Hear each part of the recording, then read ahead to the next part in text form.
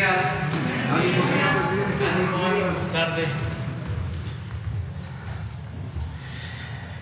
Pues vamos a informar. Antes, pues lamentar mucho la pérdida, el fallecimiento de Miguel Barbosa, nuestro compañero y gobernador del estado de Puebla. Nos conmovió a todos y vamos a reunirnos a las 11:30. Vamos a ir a Puebla a rendirle un homenaje, de modo que vamos a estar con sus familiares. Desde ayer he estado en comunicación con su esposa y vamos a hacerle un reconocimiento. Se trata de un luchador por la democracia desde hace muchos años. Lo conocí allá por 1990, 89, 90, en Puebla. Él es originario de Tehuacán, de esa región. Estuve hace relativamente poco con él en su pueblo, hace como 2 años. Empezamos ahí el programa de La Escuela es Nuestra, en su pueblo. Y este año convivimos bastante. Estuvimos en la conmemoración de la batalla de Puebla, el 5 de mayo. Fue un homenaje muy importante a quienes lucharon por nuestra patria. Él estaba muy insistente en que debía yo de asistir y estar en todo el desfile cívico militar en Puebla, y lo acompañé. Luego nos encontramos varias veces. La última vez pues fue en la marcha de hace poco. Antes habíamos estado en Xochutla, Puebla, donde se firmó el Plan de Ayala, en los límites de Guerrero con Puebla. Ahí estuvimos juntos. De ahí surgió su propuesta de hacer una manifestación, una marcha en Puebla para defender al gobierno y a la transformación cuando la embestida de los conservadores. Y antes que nadie, él convocó a esa movilización. Y eso llevó a que el informe se convirtiera en marcha, y estuvo con nosotros al inicio de la marcha. Estuvimos juntos, y luego en Puebla hizo también posteriormente su movilización. Entonces, muy lamentable su fallecimiento, y vamos a rendirle un homenaje, y lo vamos a tener siempre presente porque pues luchó durante muchos años y viene de abajo, siempre abriéndose paso y enfrentando adversidades. Entonces vamos a estar hoy en Puebla. Vamos a tratar, como lo hacemos los miércoles, lo de quién es quién en las mentiras de la semana, que son muchas, pero no alcanza el tiempo, es una o dos. La verdad es que ya no es nota, pero pues no está de más seguir insistiendo en cómo se utiliza los medios de información para atacarnos y sobre todo para querer detener el proceso de transformación que está en marcha en el país. No lo van a lograr, pero sí es importante que haya réplica para que no puedan manipular como lo hacían antes, porque se dedicaban a calumniar y estaban al servicio de los intereses creados, casi todos empleados de potentados, periodistas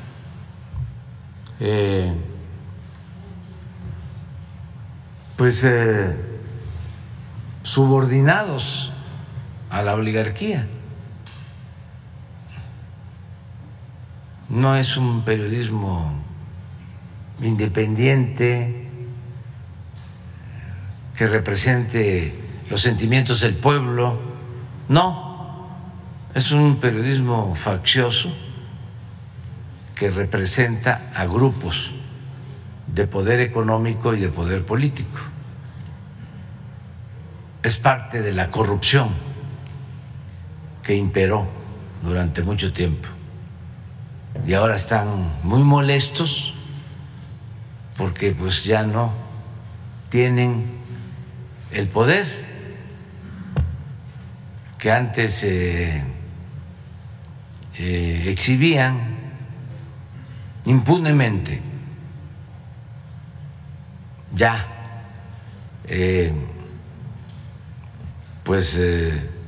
difaman, atacan todos los días, pero no tienen efectividad, porque la gente, lo hemos dicho muchas veces, está muy consciente y ya está harta de la prensa vendida o alquilada y de estos medios de comunicación que solo defienden a las minorías rapaces. Ya ese periodismo no tiene nada que hacer en el país. Desde luego existe la libertad de expresión, de manifestación de las ideas, pero no tiene eficacia. Sin embargo, pues no les queda de otra más que seguir con lo mismo, atacando con mucho dinero, pero la gente está muy consciente de que hace falta que se consolide la transformación, que terminemos de limpiar de corrupción al país y que nunca más vuelva a imperar la corrupción, el autoritarismo, la prepotencia, y que el gobierno represente a todos y no a una minoría rapaz. Entonces, Ya estamos en ese proceso, la gente lo ha entendido muy bien, hay mucha conciencia ciudadana y por eso pues se va avanzando y vamos a continuar avanzando. Pero es muchísimo el malestar que les provoca nuestra situación, lo que se está llevando a cabo. Les molesta mucho. Y también se está poniendo de manifiesto que es igual la prensa y los medios y los grupos de poder en México que en otros países y en Estados Unidos, y que es lo mismo que el Reforma o que la Crónica,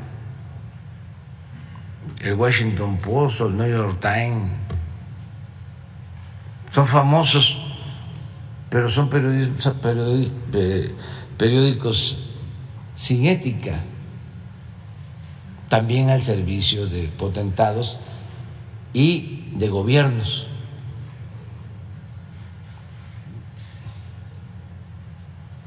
No informan más que lo que le conviene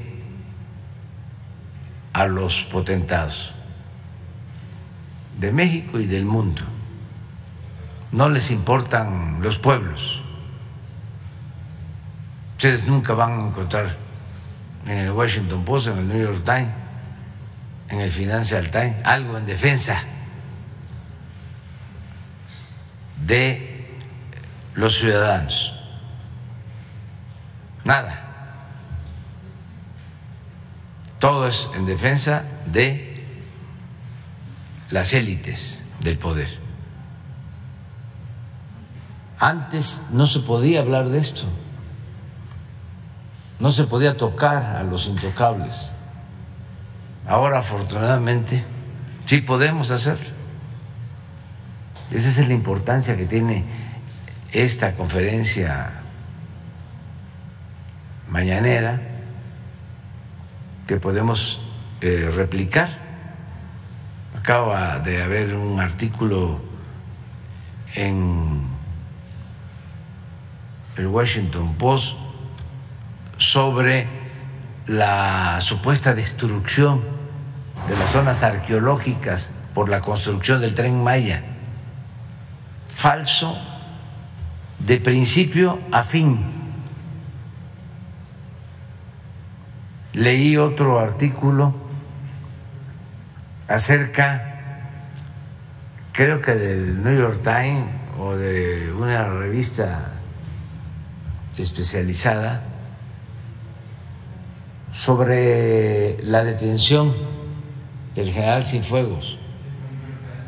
New York Times, de vergüenza. Y parece que ese periodista ha sido premiado. No tiene fundamento y toda la información es de las agencias estadounidenses. Es la visión de las agencias del gobierno de Estados Unidos. Esa es su fuente principal. No es lo que nosotros sostenemos. Le faltó, por ejemplo, decir que antes, aunque hay una referencia al tema, los gobiernos de México permitían que la DEA y otras agencias intervinieran en México violando nuestro territorio, nuestra soberanía.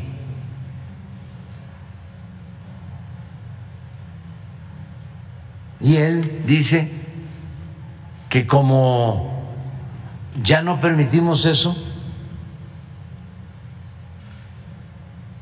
ya no se hace nada para combatir las drogas y evitar que lleguen a Estados Unidos. Falso. Una cosa es que cuidemos nuestra soberanía y que no se permita que ningún gobierno extranjero decida sobre lo que nos corresponde decidir a los mexicanos, y otra es que no se combata el narcotráfico. Pero como estaban mal acostumbrados a meterse, no cuenta, por ejemplo, el señor de cuando asesina a un delincuente en Morelos, a un Beltrán. Él narra, ¿no?, sobre eso, pero no cuenta porque le faltó información y sobre todo objetividad, que quienes operaron eso fueron agentes extranjeros con el apoyo de la Marina de México, porque ellos daban órdenes a la Secretaría de Marina.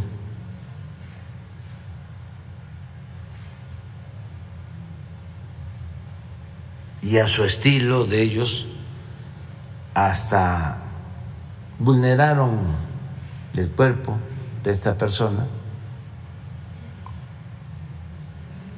le pusieron dólares y así permitieron tomarle fotografías.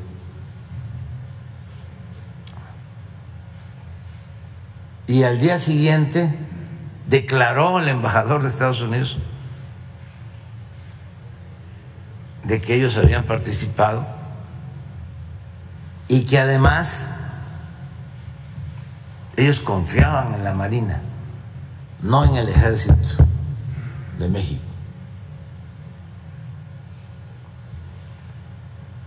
Imagínense eso. De ese entonces es también el que se abrió la frontera para meter armas de contrabando en el operativo Rápido y Furioso, en acuerdo de los dos gobiernos, violando nuestra soberanía. Pero nada de eso trata. Y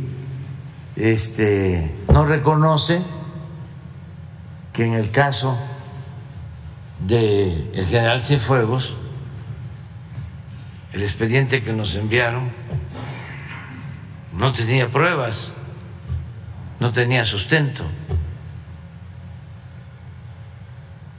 pero se quedaron molestos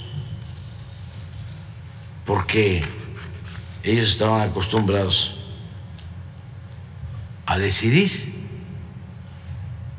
sobre asuntos que solo corresponden al gobierno de México.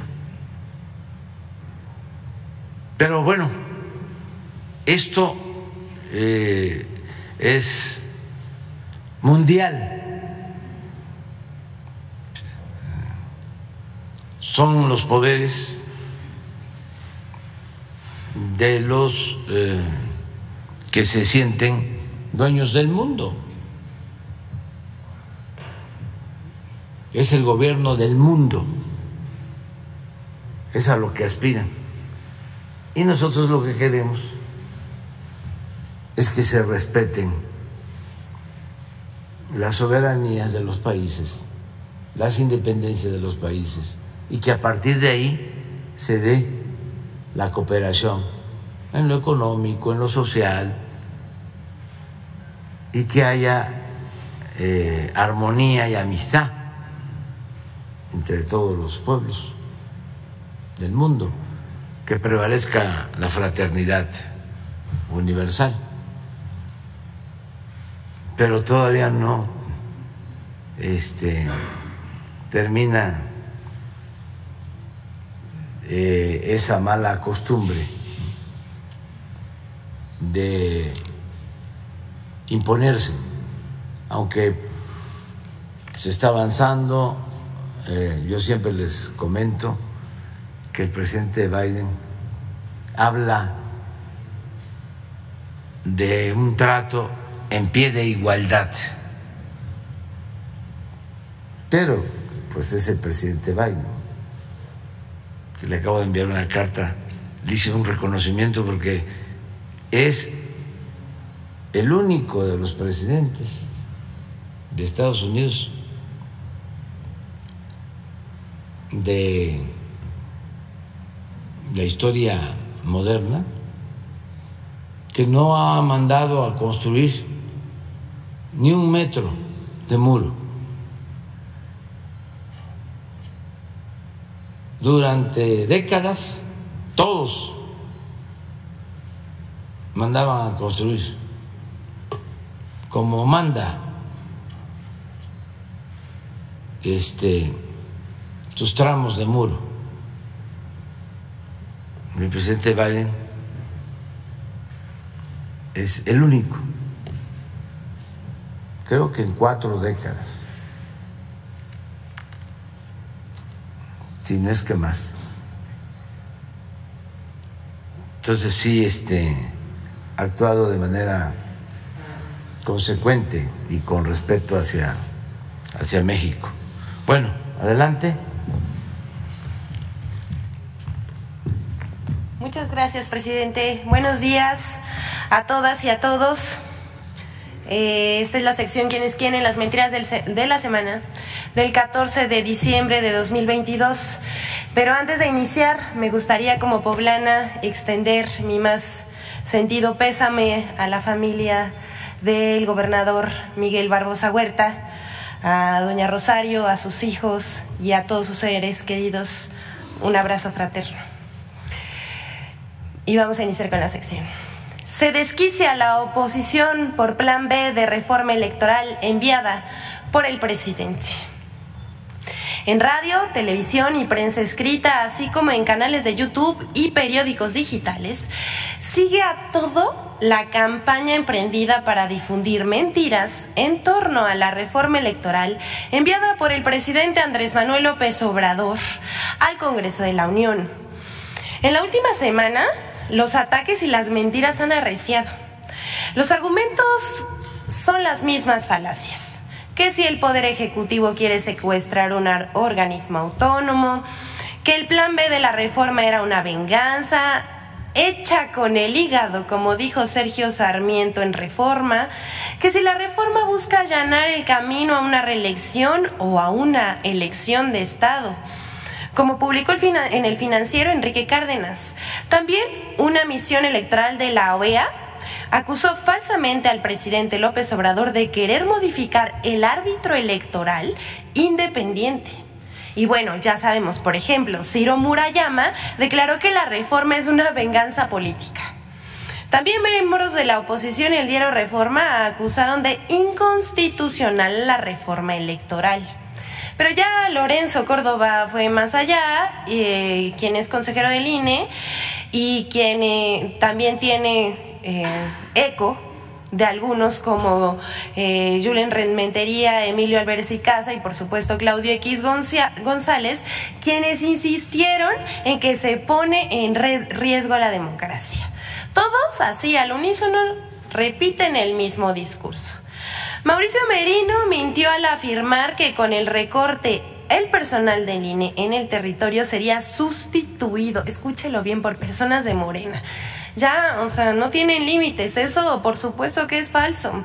Todos los días se publican mentiras sobre la reforma electoral, pero no se tocan los temas de fondo que los ciudadanos deben conocer, como por ejemplo la reducción de recursos en el costo de las elecciones por 6,000 millones de pesos y del aparato administrativo del INE sin afectar sus tareas sustantivas. Aquí mostramos en la pantalla una gráfica de cómo es más caro el voto en México que en otros países de América Latina.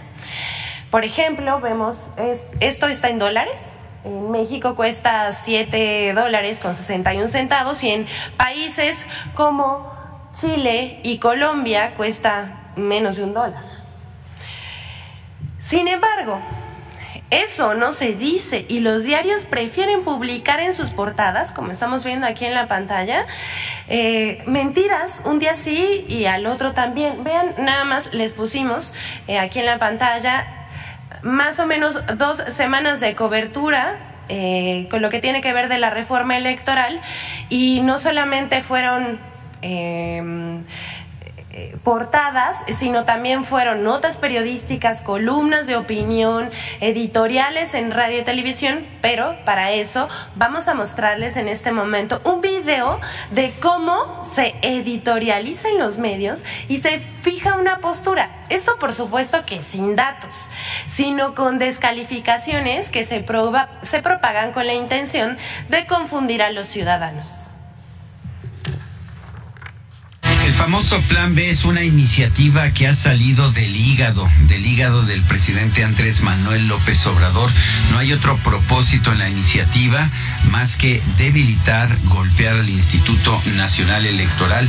De hecho, en las muchas páginas que tiene esta iniciativa se señala que el Instituto Nacional Electoral es uno de los ejemplos más nocivos de lo que los gobiernos neoliberales determinaron como proliferación de instituciones descentralizadas y autónomas. En vez de garantizar elecciones libres, confiables, democráticas, auténticas, dice, ha convertido a una élite académica en garante de abusos en el uso del gasto público y cómplice protectora de conductas electorales fraudulentas e ilegales. Bueno, pues si fueron tan fraudulentas las elecciones realizadas por el INE, ¿cómo es posible entonces que aceptemos el resultado de las elecciones de 2018 y de 2021 en que ganó Morena? López Obrador se quiere apoderar del INE. López Obrador quiere ser él quien determine quién va a ser el próximo presidenta de México, y no los ciudadanos, que no seamos nosotros. Y entonces, la reforma electoral a López Obrador, la reforma en la Constitución, fue bateada. Revivió la alianza opositora, PAN, PRI, PRD, juntos otra vez, batean con MC también, batean la reforma constitucional electoral de López Obrador, pero luego, ya tenía López Obrador su plan B, que de todas maneras le pega al INE. Porque ese es el objetivo de fondo de López Obrador. Él no quiere un árbitro imparcial. López Obrador advirtió desde el lunes que al INE sí lo iba a tocar. Yo creo que si la reforma mataba al INE, la constitucional, esta lo quiere dejar inválido. Así de grave es. Es decir, está vivo el INE, no pudieron acabar con un instituto que en la Constitución aparece como autónomo, pero le están cortando las piernas, las manos, y eso puede comprometer las funciones que tiene que realizar el Instituto Nacional Electoral.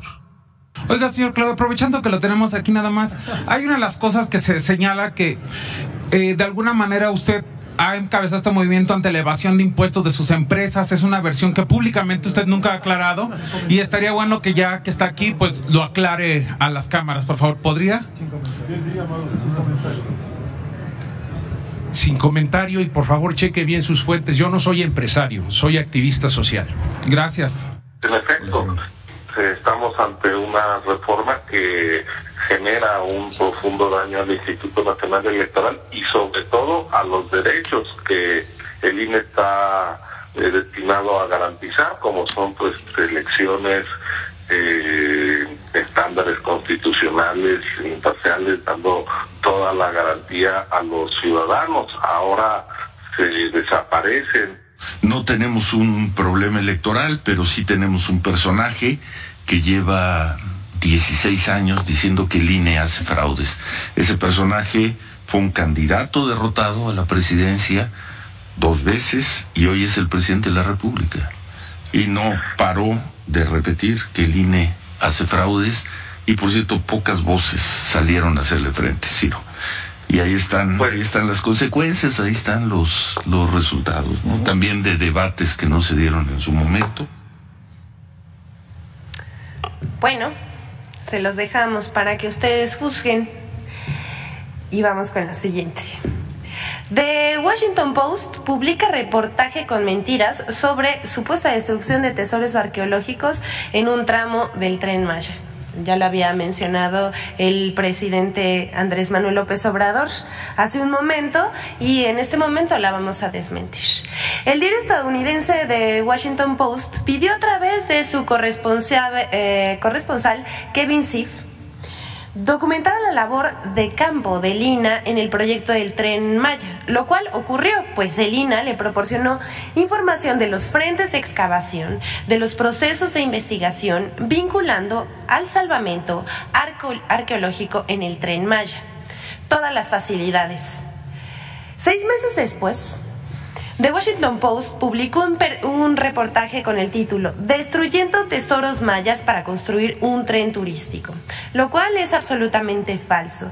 Sorprende la falta de ética y veracidad por incluir datos erróneos, imprecisos o mal interpretados, por falsear declaraciones, por omitir información relevante y, sobre todo, por revelar una posición parcial, tendenciosa y prejuiciada que, sin miramientos, descalifica el arduo trabajo realizado por profesionales de reconocida trayectoria y prestigio en su ámbito de conocimiento. Una verdadera falta de respeto.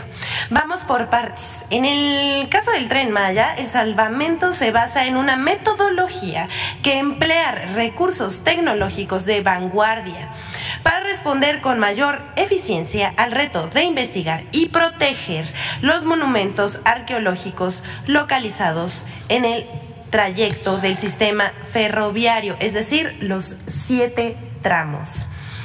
Contrario a lo que afirma The Washington Post, la clasificación se basa en una metodología innovadora y en los más altos estándares de calidad internacionales para la intervención y diagnóstico de patrimonio en obras de infraestructura. El INAH, el Fondo Nacional de Fomento al Turismo, la FONATUR, y la Secretaría de la Defensa Nacional, además de los consorcios constructores, han realizado las modificaciones necesarias al proyecto del tren para garantizar la preservación del patrimonio arqueológico. Gracias a estos trabajos de salvamento se han recuperado información valiosísima y se han obtenido relevantes hallazgos, los cuales han sido salvaguardados con técnicas de protección aprobadas por el Consejo de Arqueología del INAH. Y han quedado registrados con tecnología de punta que permitirá a los especialistas su estudio durante las próximas décadas. Los bienes muebles recuperados se encuentran resguardados y actualmente son estudiados y restaurados por especialistas del proyecto. En el proyecto del Tren Maya, por primera vez en México, se ha implementado de forma sistemática la conservación in situ de los monumentos a través de terraplenados con geomalla, muros de tierra armada y pivoteos. Procedimientos que han permitido garantizar la preservación de más de 1,090 monumentos que se encuentran en el derecho de vía del tren. Insistimos, de los 7 tramos. Cabe señalar que estas medidas han permitido atender recomendaciones expresadas por organismos internacionales como la UNESCO. Asimismo, únicamente en 7 casos se han implementado medidas excepcionales para reubicación de monumentos. Queremos reiterar esta mañana, el Tren Maya respeta el medio ambiente y el patrimonio arqueológico de la cultura maya. Se han preservado 31,306 bienes inmuebles, cimientos, basamentos y albarradas, más de 1,000 cuevas y cenotes, más de 700,000 fragmentos de cerámica, 463 osamentas y 576 vasijas. Además, se invierte en mejorar 26 zonas arqueológicas y crear 9 centros de atención a vigilantes. Hasta aquí la sección de hoy, concluimos, fuimos muy breves debido al tiempo, pero para que se quede esto, que es uno de los proyectos más grandes que se ha hecho en la arqueología en nuestro país. ¿Es cuánto, señor presidente? De los que no han preguntado en 15 días, tú, en 15 días, tú, 2, la compañera